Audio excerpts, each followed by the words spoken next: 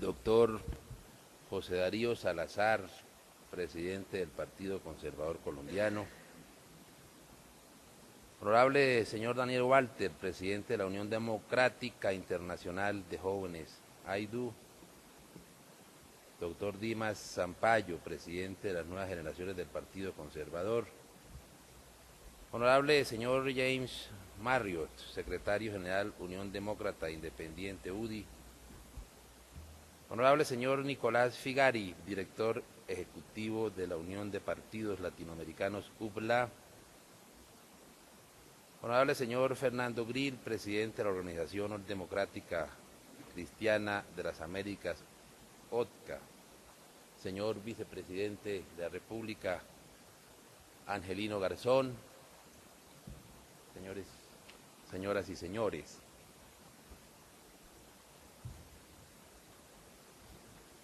el tema que se me propuso para intervenir durante la mañana de hoy hace referencia a las libertades y el orden social justo, las garantías de las libertades y el orden social justo.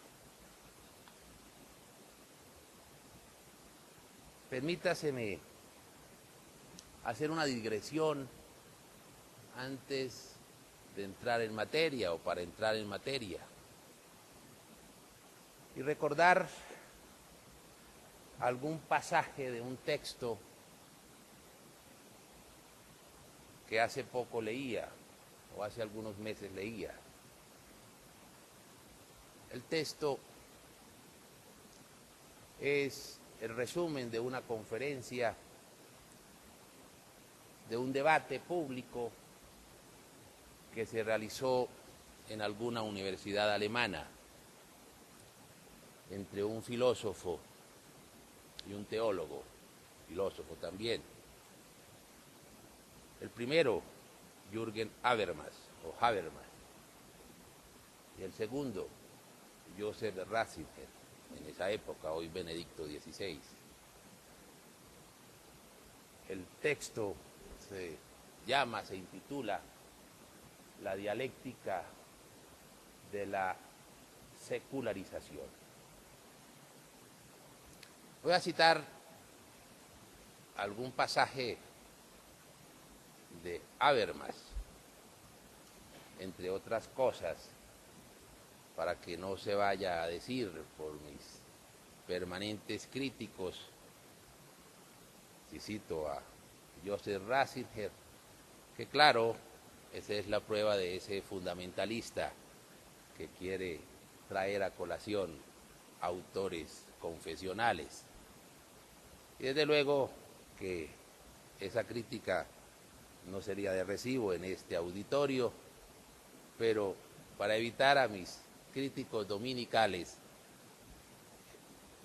reflexionaré un poco, recordaré un poco lo que Habermas sostenía en esa discusión. Decía Habermas que el Estado nunca podrá subsistir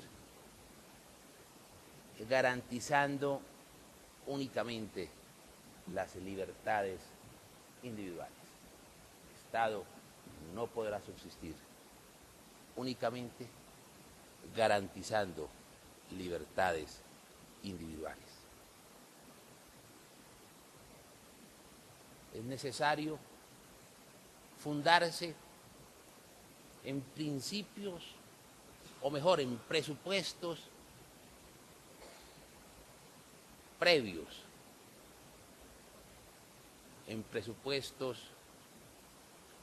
que no tienen connotación diferente al de los principios y los valores. Un Estado, por laico que fuese,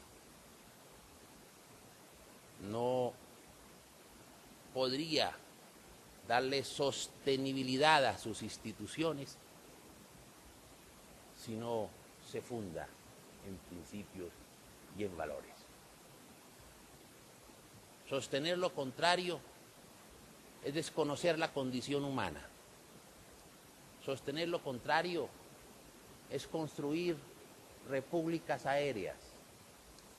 Sostener lo contrario es tornar, o pretender lo contrario, es tornar a la sociedad civil en un verdadero infierno. Porque precisamente lo que le da sostenibilidad, lo que permite la vida civil y lo que permite la existencia de unos principios unificadores fundamentales. Lo que recordaba hace algunos años un dirigente colombiano, el principio de lo fundamental son los principios y son los valores en los cuales las sociedades deben coincidir. ¿Y cuáles son los principios y los valores de nuestra tradición cultural? ¿Cuáles son esos principios y esos valores que lograron permear las conductas públicas para lograr tener una vida civilizada y construir la presencia de Colombia en sus 200 años de vida republicana? Colombia es un país que tiene una tradición cristiana y esa afirmación no es una afirmación religiosa, es un hecho sociológico. Nuestras tradiciones son tradiciones cristianas. Y si nosotros queremos restaurar moralmente nuestras instituciones, no podemos romper con las raíces. ¿Y eso es posible en un Estado aconfesional como el nuestro? Claro que sí. Aquí nos han venido reiterando y machacando a hora y a deshora, a tiempo y a destiempo, que cualquier referencia a la ética cristiana es confesionalismo y que no es de recibo en un Estado laico. Permítaseme aquí hacer alguna distinción o recordar algunos elementos. Perdón, me regalan.